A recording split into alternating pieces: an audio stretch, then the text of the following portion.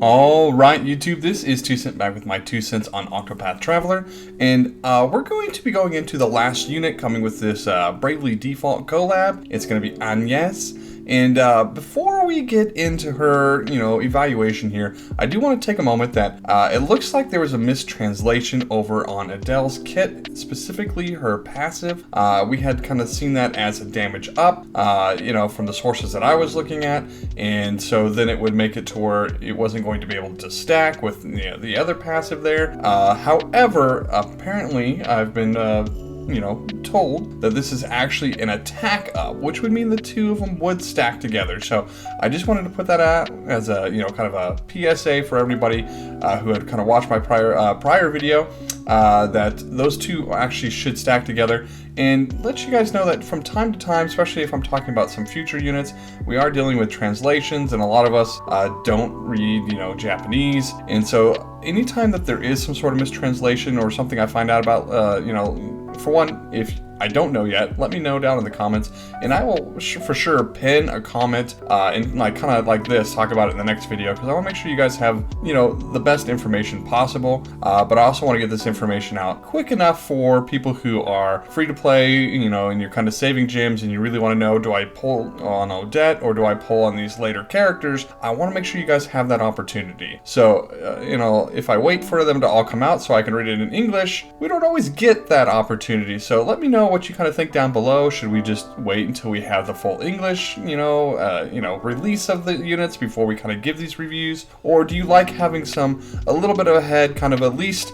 that this is, mostly accurate sort of kind of overview of a unit before its release? And anyway, let's get into the video. So it's like I mentioned at the beginning of the video, it's going to be Agnes is going to be the Cleric that we're going to be getting. And here's kind of how the stats kind of line up. Somebody mentioned they wanted to see all the stats, so I want to make sure I provide all of that for you guys as well. And let's just jump right on into the kit. All right, I want to start off by saying that this kit is pretty packed full of different sort of goodies here, but I want to break everything kind of down for you guys, kind of maybe showcase how some things are really great to have, but other things aren't as good as they might seem. But first off here, we're going to have access to a 2x wind, going to have access to 2x staff AoE, and we're also going to get a light attack in here. So we are going to cover 3 things, but the most we're going to get is that 2x attack. And so as far as shield breaking goes, it's going to be on the lot lower side of her usefulness, even though at least you can hit 3 different sort of elements should you need to, or 2 different elements and a weapon type to be specific there. However, we're also looking at being able to do a little bit of buffing. We got a full front row, 15% defense up. Obviously, this is always really good to have when you're, needing some extra buffing to get to that 30% in there. So we can also inflict 15% magic defense down on a single enemy. So that's also really nice. I like having, being able to buff and debuff on the same kind of unit here. Adds a lot more usefulness. On top of that, we can actually do some speed increases for our team. It's a single ally, 15% speed up. However, if you max boost this ability, it goes to the whole front row. So that is pretty awesome, kind of unique there to have. But we also have the same sort of thing happening with our regen ability that, it's on a single ally unless it's at full boost for the full front row. So the kind of rubber that's going to hit the road here is you're going to have to pick, because you're going to be limited on the amount of BP that you're going to be getting, and you're not going to be able to kind of use these as much as you'd like to use them. And when we kind of look at some of the other units that have regen and stuff like that, they don't have to worry about doing the full front row. Like Theo just does it, and so we're not going to get access to that until her specials come out, which will get a full front row regen then and a 20% speed up for 3 turns. But having it inside your kit and also having it now is kind of useful and should be thought about. Now the big standout piece on this kit that everybody's going to be talking about is this revive a KO'd ally for 25 to 100% of their maximum HP, based on how much you boost it. So that's going to be one of the biggest things that people are going to be talking about with this unit, and it's the very first unit that has access to being able to revive a KO'd ally. So I definitely don't want to toss that under the rug, but I will tell you that in the future we're going to get some other units that are going to have this capability, specifically one that can place that revive on an ally before they die and then be able able to come back up. So I do kind of like that as a little bit more value instead of having to wait for an ally to die. But, you know, having it on there is better than not having anybody who can revive at all. Some notations here about the passives, and it's basically like, hey, you can heal up a little bit every time you get, you know, hit, or at least a 30% chance when you get hit. That's not a bad thing. And then when you get hit, you have a 30% chance to inflict some speed down. That's kind of nice because we can boost the speed up for our team. We can decrease the speed of the ally or the enemy, and then we can, you know, buff our defense and, you know, inflict a magic defense down on them. So we're working on a lot of different levels here, which was one of the biggest things I like about this unit here is we have more things to do than just heal.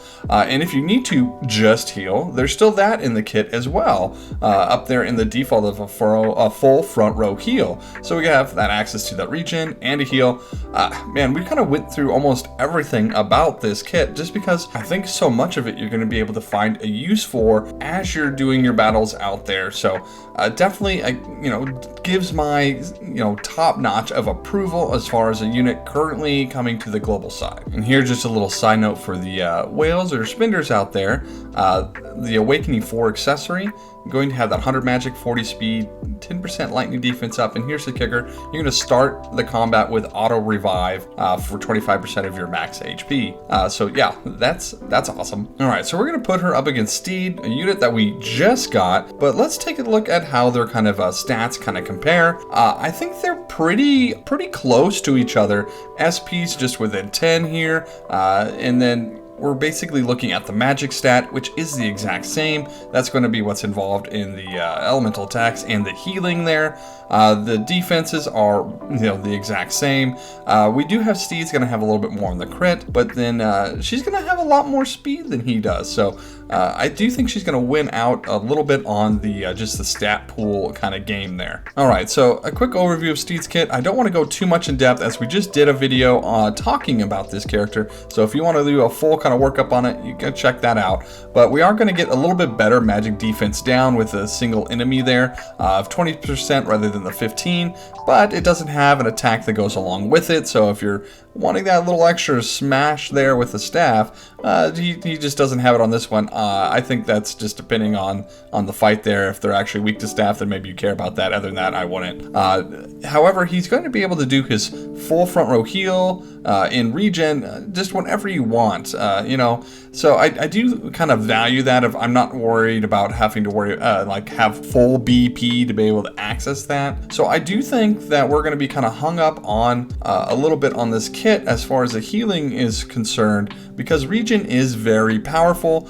We want to be able to get that out so then we can do all the other things with the kit, and we want to be able to keep it sustained on our units, and especially as we're switching them in, you know, the full front row. If it moves to the back row, then the next front row doesn't have regen, and so you can't really keep that up if you're having to wait to max BP to cast it. So I think when you're looking at healer perspective, I think some units like Steed here or Theo might come off as being a little bit better as just naturally about keeping people alive. However, when they're dead, they can't do anything, and so that's where that revive will come in handy. All right, time for a little bit of recap and my kind of, you know, final thoughts here.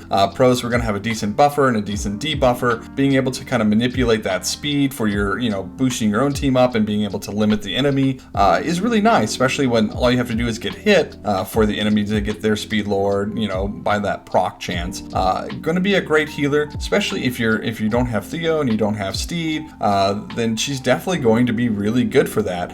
And I think when she gets her special, getting access to at least being able to use that will really help with that kind of regen aspect of it. However, if you're really just taking her in and you're only going to use your BP just for the healing aspect, I think you'll be fine too. I just want to notate that, and as we'll kind of see here with the cons, that she is, you know, BP reliant, and so that could be some things that you just want to keep in the front of your mind when you're using this unit that maybe other ones wouldn't have a problem with.